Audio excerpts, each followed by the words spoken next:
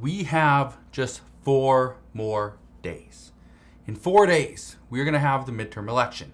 That will be the culmination of everything that has been going on over the past handful of months, and this is going to be big.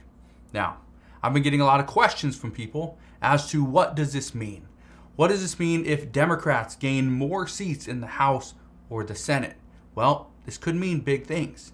We also have some information as to what would it mean if Republicans were to win either the House or the Senate or potentially both. So a lot of big things are happening, but I want to fill you in on what's going on, because what happens over the next 4 days and the results of the midterm elections are going to be huge for the American people and for our entire nation for the next 2+ years. So here's what I can tell you.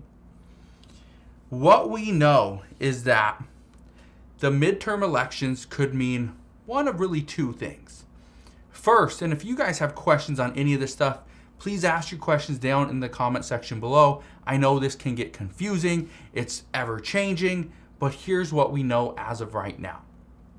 If Democrats are to pick up more seats in the Senate, really, because, well, in the House, doesn't really matter, you just need the simple majority in the House, but if Democrats pick up more seats in the Senate, then they could potentially pass the bills that Senator Joe Manchin and Kyrsten Sinema have been opposing. Now, Senator Joe Manchin's the main block behind a lot of these, okay? But what this means is we could see things like Social Security benefits could get expanded. This means we could see Social Security include dental, vision, and hearing. I don't think we're going to see Social Security get expanded as far as the age. I don't think the age limit is going to be reduced, but I do think there is some room to include dental, vision, and hearing, those 3 things. But we have to set aside the national deficit. That's exactly what Senator Joe Manchin is looking at. And I read this report probably last year, maybe the year before, where every single day, Senator Joe Manchin is given a card as he walks into his office, and it says the daily total, the amount of that day, what the national deficit actually is. Now, that's big. That means he's keeping his eye on the national deficit. But he also just stated the other day that there needs to be some form of some adjustment to the Social Security program to ensure its longevity, to ensure that it doesn't become insolvent in the next 10, 11 years. So again, that's a big concern, but this means this is now on the ballot. This is one of the things that could be passed. But again, this means Democrats have to get more people in the Senate in order to bypass Senator Joe Manchin through a budget reconciliation, which only needs 51 votes. As of right now, it's a 50-50 Senate, and the tie-breaking vote is Vice President Kamala Harris, which means it will always go Democrats' way unless one person decides not to vote or votes no, which Senator Joe Manchin has done multiple times.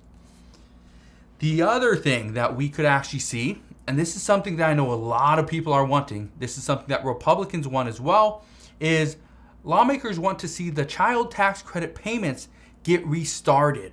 This is also on the ballot. And I say this because it can go one of 2 ways. We could see Democrats gain more seats in the Senate, which if they receive more seats in the Senate, they could actually pass this through a budget reconciliation. But we have seen time and time again where certain lawmakers want to include a restriction. They want to make sure that you have to earn a set amount of money every single year or more in order to even qualify for this.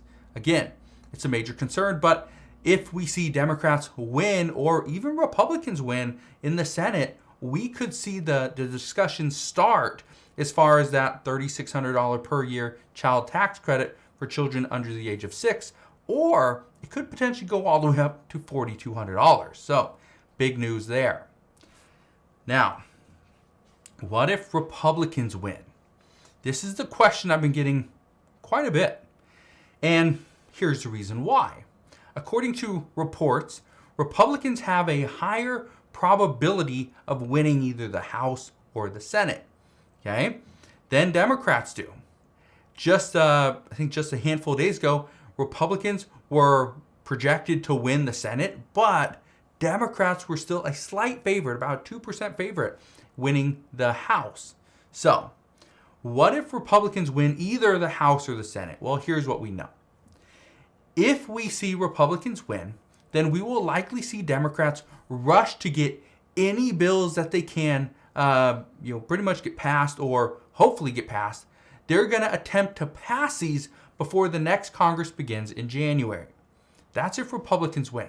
Now, I don't want to go on and say, if Republicans win, we're going to see all these different bills come January.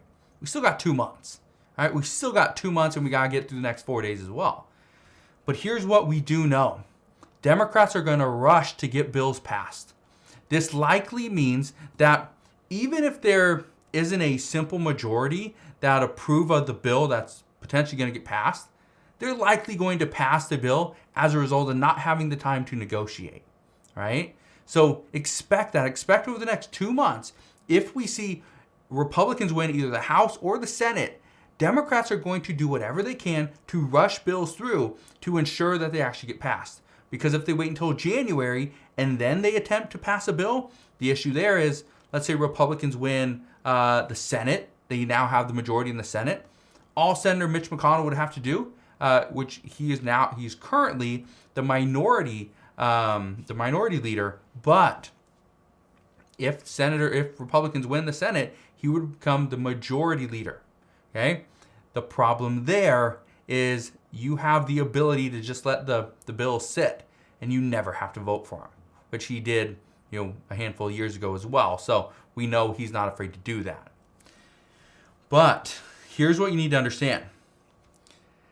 There's a lot of stuff on the table here, okay? I don't mean to make it seem like, oh, there's just a few things. There's a lot on the table, and honestly, it would take hours to go over everything. But here's one thing that you need to understand. Some people are saying that this is good. This is going to help the middle class. It's going to provide them additional relief. Others say, no, this isn't good. This is only going to help the rich. But here's what Republicans say is on the table.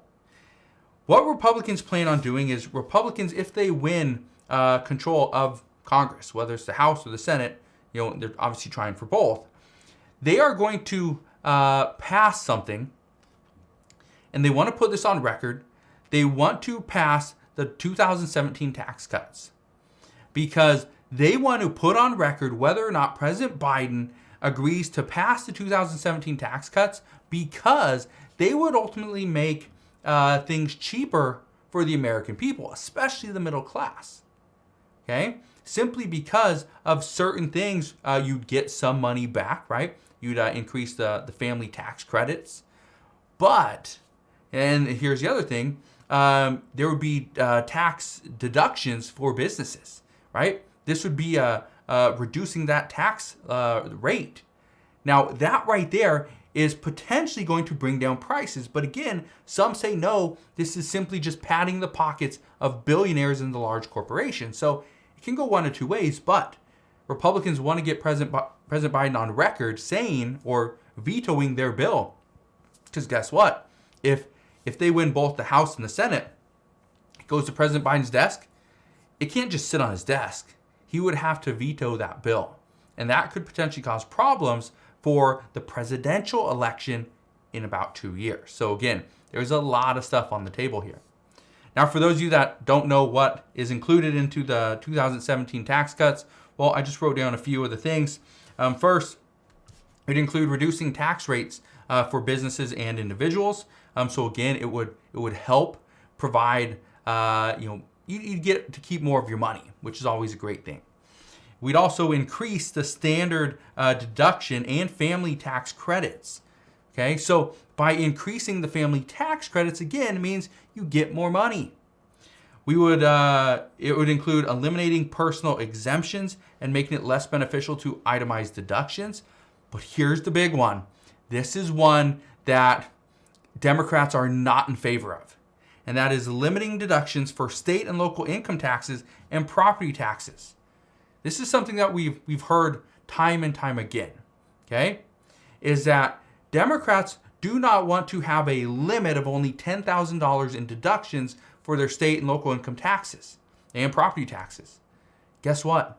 By having a limit for those Democratic states, by having that limit, that means you pay more. That also means if you want to save your money, get out of the Democratic states, right? That's pretty much all it means.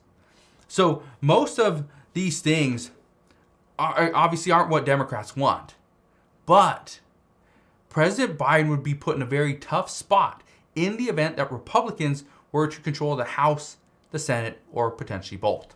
So what I can tell you is the final 4 days, this matters. This really matters. If you haven't got out there and voted and you want to vote, well, maybe you should do so. If not, oh well, don't vote, right? And I'm not saying who to vote for, okay? But just understand, these final 4 days matter, okay? Every vote, they say every vote counts. Every vote matters. It could be the one vote that does matter. I don't know. We'll see, right? But that's what we know at this time. As always, as I know more, I promise I'll come back on and share all latest news and updates. Again, just want to thank you guys for watching. Have a wonderful rest of your day. Consider subscribing, and I'll see you guys on the next one.